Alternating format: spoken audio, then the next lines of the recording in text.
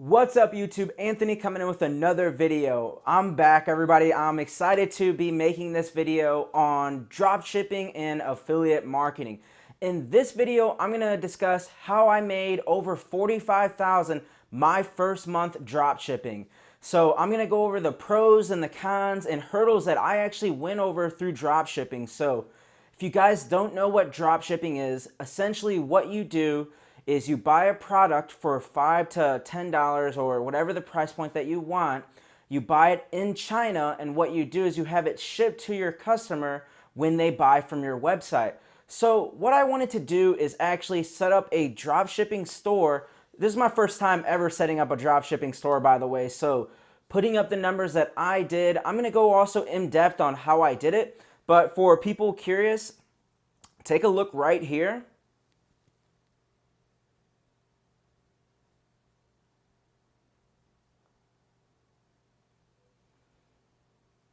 It may be a little bit difficult to see. What I'll do right now is I'll screenshot it and I'll put it onto the screen somewhere here so you guys can see.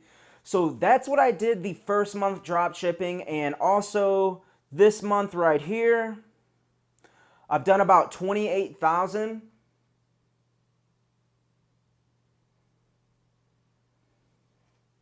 So all in all, dropshipping has been successful for me, but I'm excited to go into my review on dropshipping. You guys are going to hear my perspective of dropshipping because, as you know, I do affiliate marketing. I do CPA marketing. Dropshipping was new to me, but what I do know is media buying. Running Facebook ads, running Google ads, running Bing ads, running campaigns. That's what I know. So I did have a competitive edge going into dropshipping as a complete beginner. And let's actually dive into this video, and I'm going to give you guys the A to Z on what happened in my dropshipping.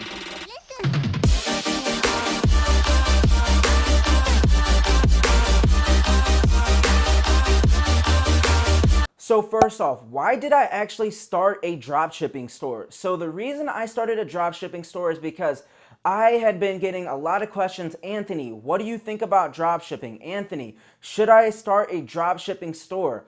And at the end of the day, whether you're doing affiliate marketing, social media marketing, or any type of business, it comes down to results and making ROI, making a return on your money. So that's why I started dropshipping. I had a lot of subscribers, YouTube subscribers, people reaching out and saying, hey, just, give it a shot and, let me know what you think. So what I did is when I do something, I go all in. So when you do any type of business model, when you do it, you have to go all in. And that's exactly what I did with Shopify. Now, the budget I started with Shopify was roughly $1,500 to $2,000. That is a little bit higher than like what most people start with. A lot of people can get by with $500 to $1,000. So this is exactly what I did. I got the best theme that I thought, and by the way, like I was a total beginner setting all this up. Like I didn't even know how to, connect the payment methods in there. But what I did is I watched free YouTube content and I essentially pieced it all together. If I ever got stuck, I reached out, asked a couple friends a question on small things. Now, keep in mind, during this, I made mistakes and there was hurdles that I had to overcome. And if you guys are interested in dropshipping, learn from the mistakes that I'm going to be covering in this video. So first off, where do I see the future of e-commerce? I feel that it's going to get more competitive as time goes on and advertising costs go up. Now, if you are starting a dropshipping business, what I do recommend is moving on to a brand. Now, if you guys don't know what it is, I actually started a general store. That basically means that I put different products in that I thought would be winners, and I made different categories of products that I thought would be winners, and I tested it. And what I did is I ended up testing roughly 4 products. And the first 3 products were losers. Yeah, I made a couple sales, but they were still losers. So it took me testing all the way to 4 products to find my winner. Now this winner is in an evergreen niche where I can run this product year round, but it's competitive enough to where the profit margins aren't high enough to make it essentially worth my time for the future. I believe if you're starting in e-commerce and you want to make a long-term e-commerce business, what you need to do is start focusing on building a brand. So as you know, I started off with a general store. I had multiple products, and when I found product number 4, which was the winner, Now, typically you'll know by around $300 spend from what I noticed if your product's either a winner or a loser. So once I found this winner, what I did is I took out the filler products of the losing product because I didn't want to waste time building a whole new store. Now, some of you guys may think like, yeah, I'll just build a whole new store, but building a store yourself, and the reason also I built it myself is because I wanted to know the ins and outs of piecing a store together. If you pay someone the first time around, you'll never truly understand how to build your store, and you'll always be dependent on someone else working on your store. So I did everything myself the very first time around, and I only have one store. So then what I did is I turned my store into a niche store. And what that means is that I focus on one category. So for example, I'm not going to tell you guys the product, by the way, but imagine having a store like Walmart and then only selling camping gear. That's essentially what I did with a niche store. I started selling similar products to the niche that was converting the best. And essentially, I have a one product store, but with filler products. Now, I highly recommend if you guys are watching this and you have a dropshipping store and you have a one product store, add filler products because people will buy those filler products. And, I was a little bit skeptical. I only had maybe 6 products at first. And then what I seen, people would come to the store, they'd see my ads, and then they go buy different products. And they may not even buy the product you're running ads to, but do that. Add filler products to your store. Now you're probably wondering, Anthony, should I get started in dropshipping? Should I start? And let me let you guys know, so my budget was $1,500 to $2,000 when I started. And should you start? The answer is yes and no. Yes, if you have an advertising budget. So the issue that comes into play when you're starting to run an e-commerce store, and I'm going to make another video regarding affiliate marketing versus e-commerce on the next video, but something to consider is your product cost. Yeah, you may make $500 today on your Shopify store, and I may make $28,000, $30,000 in 1 month, but keep in mind what I noticed is the profit margins are smaller.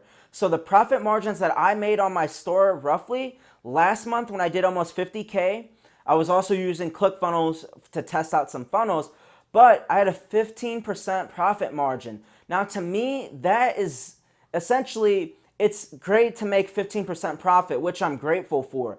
But I know with my affiliate marketing campaigns, I can make 40% to 80% profit margins on a strong campaign that I'm running once it's fully optimized.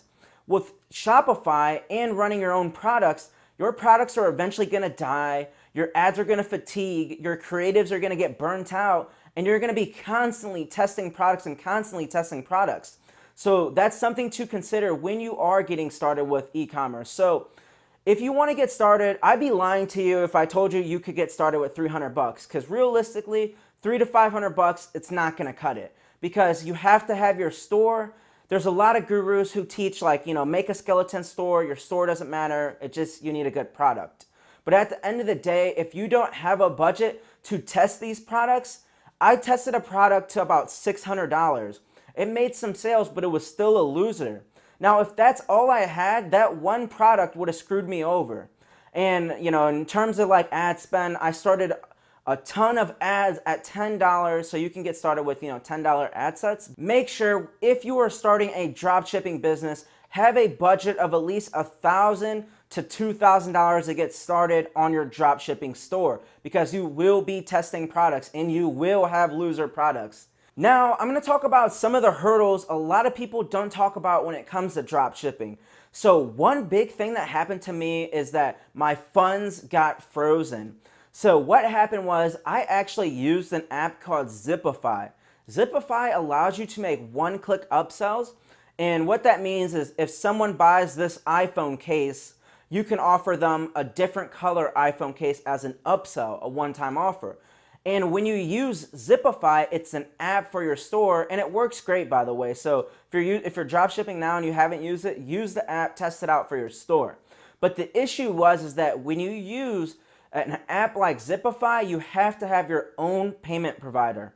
So what I ended up doing was using an old Stripe account that I hadn't used in a while, and I started to scale so quickly that Stripe froze my funds because they're not friendly to drop shippers because of the wait time for customers to get their products. So Stripe, you guys have probably heard horror stories. Stripe held almost $5,000 from me in the bank where, in Stripe's payment processor, I could not touch.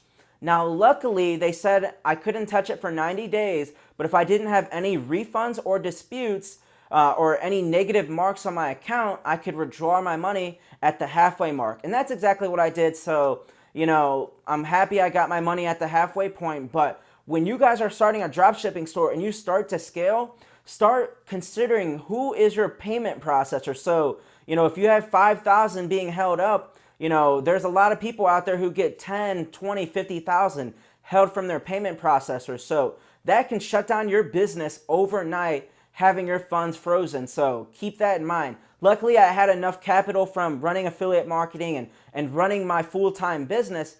Now keep in mind, Shopify is a side hustle to me. I really did it for fun and for the subscribers and to document a little bit of the journey. So, but if you're doing it as your bread and butter, your full-time business, make sure you have backup payment processors.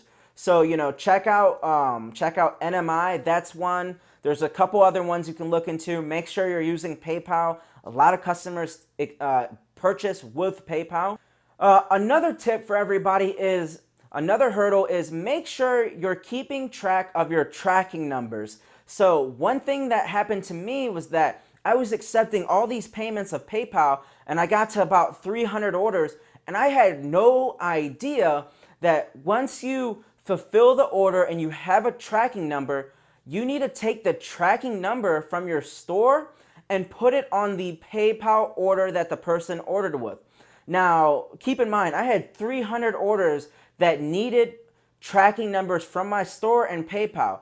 A customer can open up a dispute on PayPal, and if PayPal doesn't see that you're giving your customers tracking numbers, they're eventually going to freeze your funds because they're wondering like, hey, why are there 300 orders with no tracking numbers?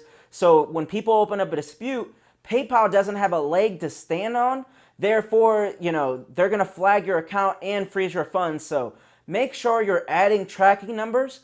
Now, there's actually an app inside Shopify where you can actually get a virtual assistant to add tracking numbers from your store to PayPal. And that's exactly what I did. I believe it was roughly, 5 to 10 cents an order. So, lifesaver right there, getting that app for my Shopify store. So that was one hurdle I didn't consider when I started to scale my store. Now, I know there's a ton of you watching this that are excited to hear, what's the major difference between affiliate marketing and drop shipping by itself. And I'll be making another video regarding that topic, but let me know in the comments below, what are your thoughts on dropshipping? Let me know how your first dropshipping store went. And for everyone who comments in the first hour, I'm going to be answering any of your questions within the first hour of this video posting. So that's something new I'm doing because I haven't been super active on YouTube, but what I've actually been focused on is growing my business and scaling my business to 7 figures. So that's why I haven't been putting out too much video content. But if you have a question regarding affiliate marketing, drop shipping, and you haven't made it onto any of my live Q&As, leave a comment, hit the notification bell, and be the first person to comment within the first hour, and I promise you I will answer your question. But anyways, thank you for watching this video, and if you got some value from this, drop shipping, my story on what's going on and, some hurdles I had to overcome, make sure to leave a like up on this video and share your story below because I will read it. But anyways, thank you for watching this video and have a great day.